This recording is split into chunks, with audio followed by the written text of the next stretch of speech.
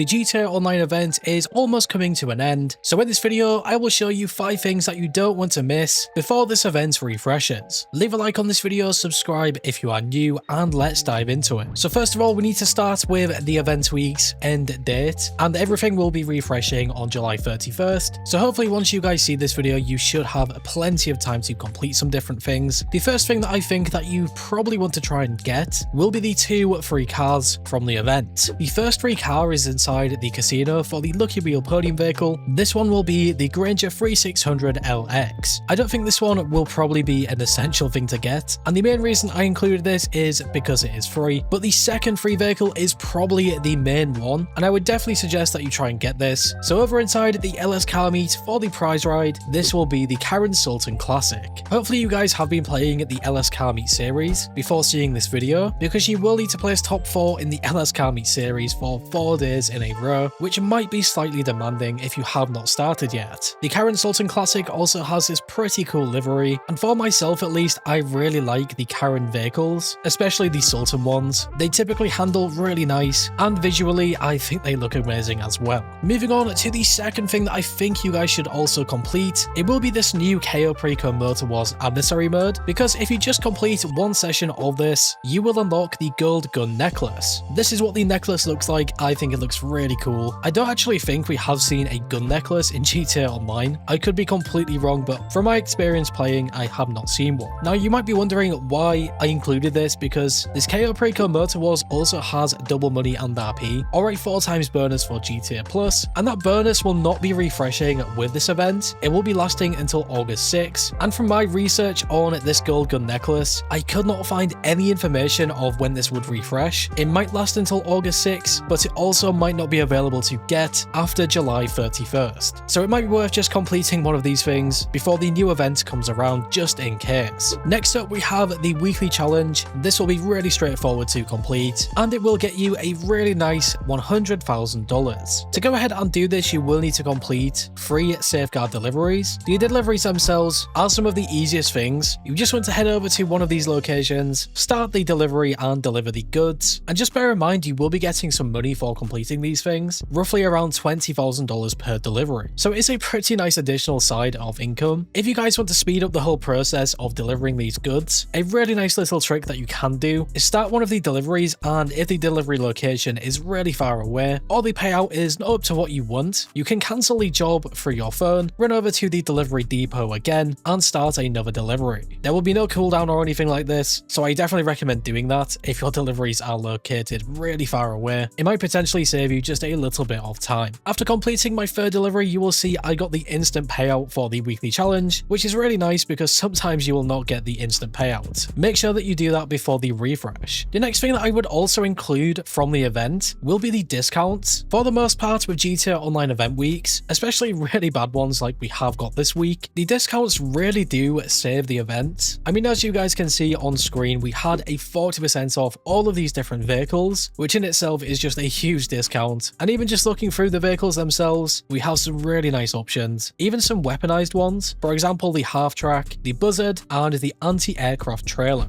Even the non-weaponized vehicles are actually really nice. I think the one that really stands out to me the most here will be the Stinger TT. Just remember, the Stinger TT can have the Amani Tech upgrades, including the armor plating, and it can also have the HSW upgrades. So in that respect, with both of them different upgrades, it is by far one of the better vehicles in GTA, but just keep in mind, if you have the HSW upgrades on the Stinger TT, it will be extremely hard to control. However, the top speed of the Stinger TT is still elite, and for 40% off, I would say it is worthwhile. Our second set of discounts are in the gun van, where you guys could find a 50% off the service carbine and a 40% off for GTA Plus members on the compact EMP launcher. If you guys manage to find the gun van, just getting that 50% off the service carbine is probably one of the best discounts. If you are yet to use the service carbine, you are truly missing out. It is such a good weapon. It doesn't have any Mark II upgrades or anything, but the fire rate of the weapon itself and the damage make this thing completely lethal, and it even competes with things like the Combat MG Mark II and the Carbine Rifle Mark II. As of right now in GTA, this is probably my most used weapon. I like to switch between the service carbine, the Carbine Rifle Mark II, and the Special Carbine Mark II. And for the 5th and final thing that you probably don't want to miss will actually be a triple threat of options. I was going to include just one of the things, but I do actually think all of them are worthwhile, and I think that you can pretty much group them all together. This will be the new FIB priority file, the salvage yard robberies, and the time trials. And my reasoning for including all three of them really comes down to the poor event week in terms of the bonus money, and I always think it is really nice that we get these things that refresh with every event. It just means that you guys can do these things instead of playing some of the terrible bonus money and still make a pretty decent amount each and every event week. The new FIB priority file was called the black box file. If you guys are planning to play this one, I would definitely recommend that you complete these bonus challenges, and if you complete them all, you will get $360,000. The salvage yard robberies are also pretty similar in the respect that they also have some bonus challenges, and just looking at the salvage yard robberies at face value, the one that I would definitely go for will be the Wagner. I mean, just selling this one for $400,000 is really good. And then of course, if you guys have some more time, complete the last two to make around $1 million. And obviously, for some additional cash on the side, we do have our time trials. The standard time trial is called Casino. This one is actually a pretty tricky time trial, but if you guys take your time with this, you will eventually beat the part-time and get that $100,000. The same is also sort of true with the HSW time trial, another pretty challenging one, but if you guys have some of the top tier HSW cars or even the bike, it should honestly not be a problem. So yeah guys, that will be 5 things that you don't want to miss out on from the event. Like I've mentioned many times, especially over the last few days in my different videos on the event week, this one was pretty poor in terms of making cash, and it only had a few things that might be worth completing or buying. I did leave out some of the things like the returning cars because I do not think they are that good. If you guys wanted to see what these cars were, I would recommend going over to the LS Carmi test track or Simeon's Auto Shop and looking for yourself. Who knows, there might be a vehicle that you always wanted to get that has returned with this event, so it might be worth checking out. And to very quickly recap on the bonus money, as you will see on screen, we had all of these different collectible things, and after looking through Twitter, I do think a lot of people think this event was horrible. I just wish we had a bonus on a business or something, and I'm not really sure why Rockstar don't do that. Instead of including a bunch of collectible things that most people do not want to do,